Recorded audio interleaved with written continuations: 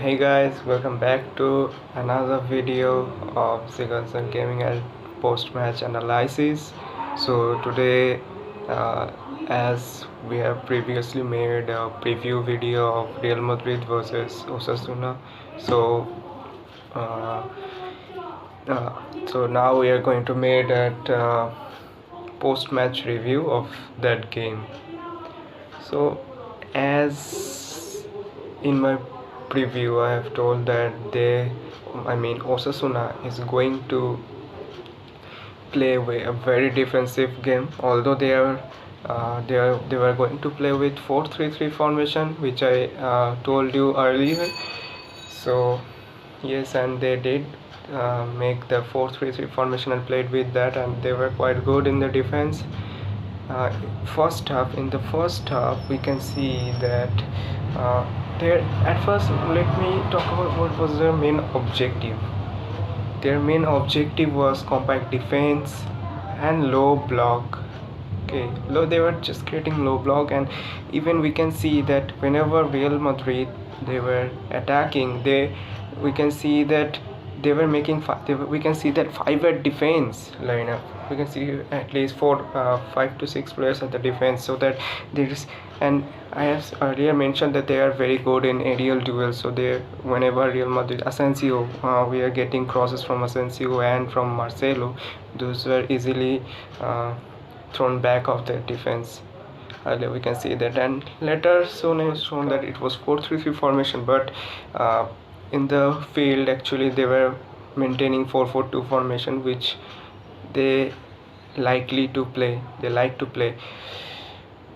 So let's come why they couldn't make any goals, why there was no goal. Real Madrid won 2-0 at this game, which is very good. I want to thank them. I am very happy, Hala Madrid, for that, and because Atletico Madrid won the match against Elche 1-0.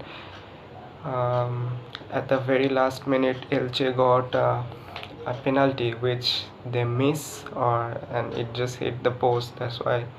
Otherwise, if they could convert the penalty, it would have 1-1 draw, and now we can see that Real Madrid could have gone at the top, but they missed the penalty, and that's why Atletico Madrid won the match, and they are now at the top of the table.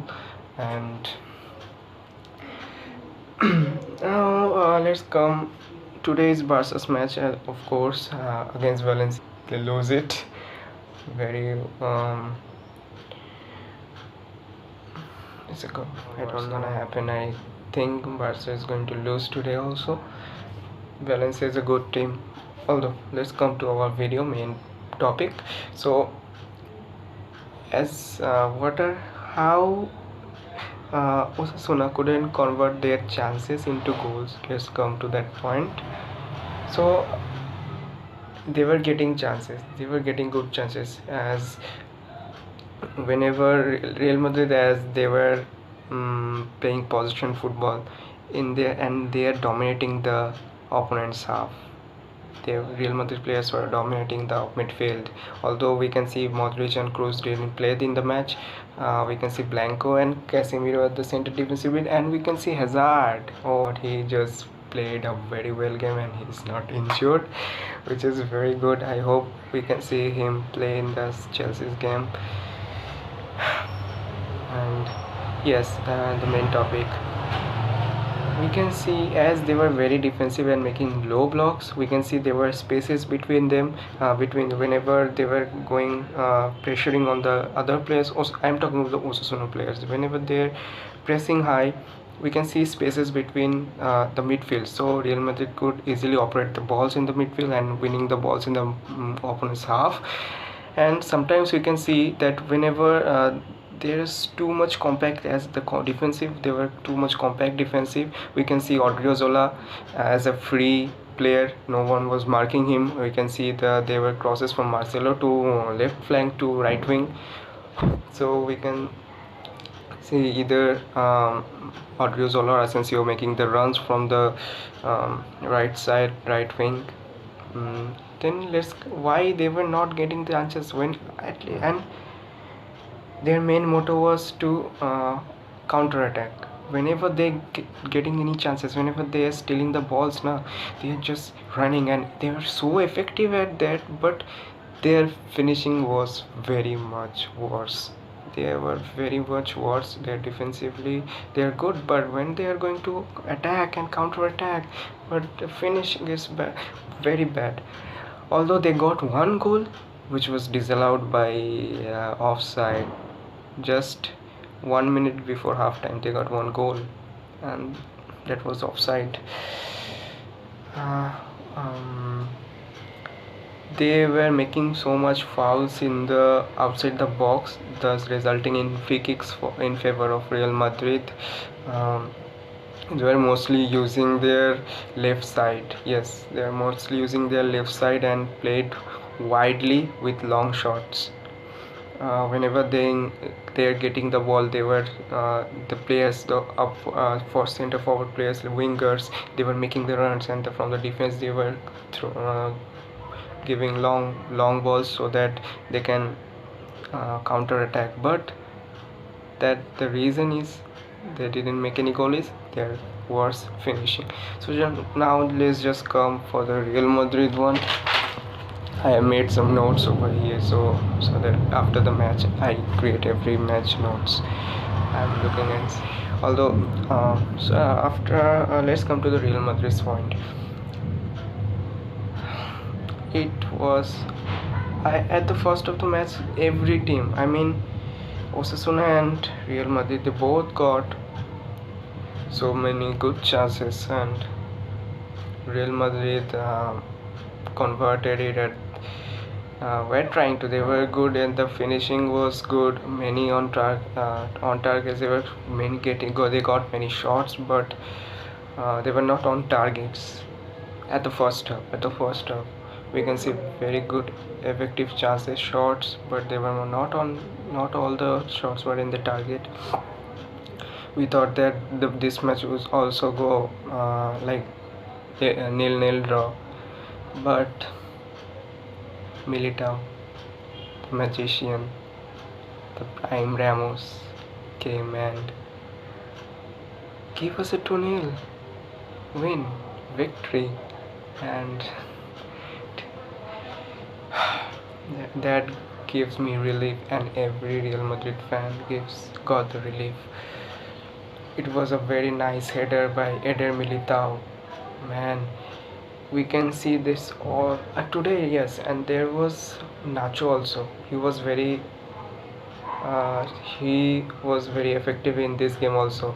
Yeah, Blanco.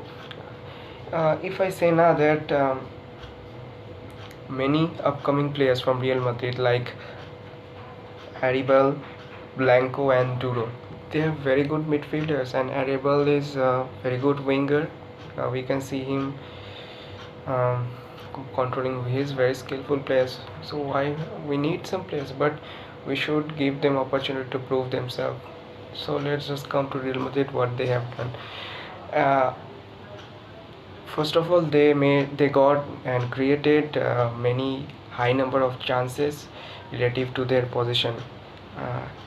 We all know that Real Madrid play a position game, but relatively to their position, they created many more chances, high number of chances. And they were very effective in those chances and scoring. They were running counter attack. We know how strong their counter attack is. They were running, making runs and through balls from the midfield. We can see Casemiro is just awesome in this game. Also, he made a goal, although it was not a finish from him. It got a touch from his feet and just went into the goal. But there was a goal, and goalkeeper didn't even get the time to react to save the goal. So being pressure playing, they were using they were creating many effective goal scoring opportunities. Yes, like Benzema, we even saw Hazard, we even saw Benzema. Those were very good saves from their opponent's goalkeeper. it was congrats to him that he saved all that in the halftime. But after halftime, Real Madrid was different. They were more attacking. They even created very effective opportunities from the set pieces like free kicks and corners, as they were Osasuna defenders were very good in aerial duels, but they were making so much of fouls at the outside the box. So Real Madrid got so much of free kicks and set pieces, but Real Madrid made them, created them very good. They used it, but although the goalkeeper saved him, but those were very good. We could have scored 4-0, 5-0 in this match, but those saves from the goalkeeper of Osasuna is really great.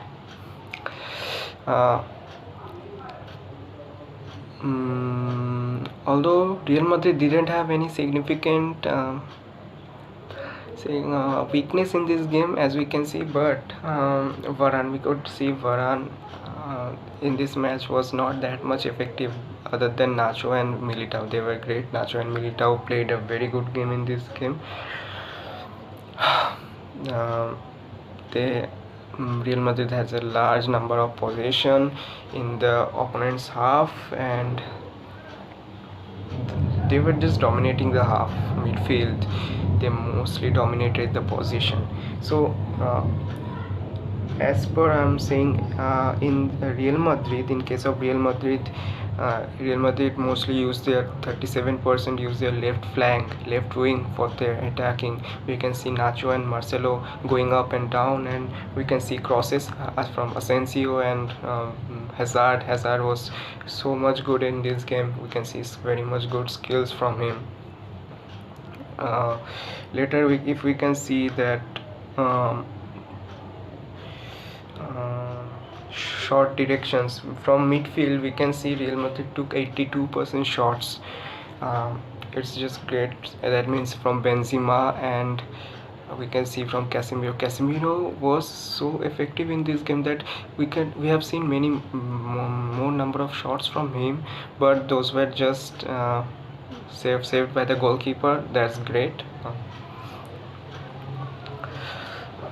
But what a game it was! What a game it was from Eder Militao, as well as first of all, one thing, that after Asensio was subbed off, we saw Rodrigo. He was just great. After Rodrigo came, we can see more number of attacks, more number of skills from the box. We can see ups and downs. We can see him moving to the box and just taking him shots individually. We can see then in substitute of Hazard, we saw Isco. This match, Isco, that goal from Militao was assist from Isco. We saw Isco took the corner and it was a goal. That was great. Isco played a very good game this game. Although Isco tried a made a skill and went into a goal box, but it was just slide from the post, and it just went outside the post, that ball. Otherwise it could have 3-0. But good. I think Real Madrid also now have 4 games which they should win. Those 4 out of 4 games they should win. They have to. And please, Barcelona and Atletico Madrid, lose points. You can't, man. Hala Madrid. Hope you like this video, and make sure you like it, share it, subscribe my channel. Just comment down whether I make mistakes and whatever. Stay safe. Goodbye. Bye.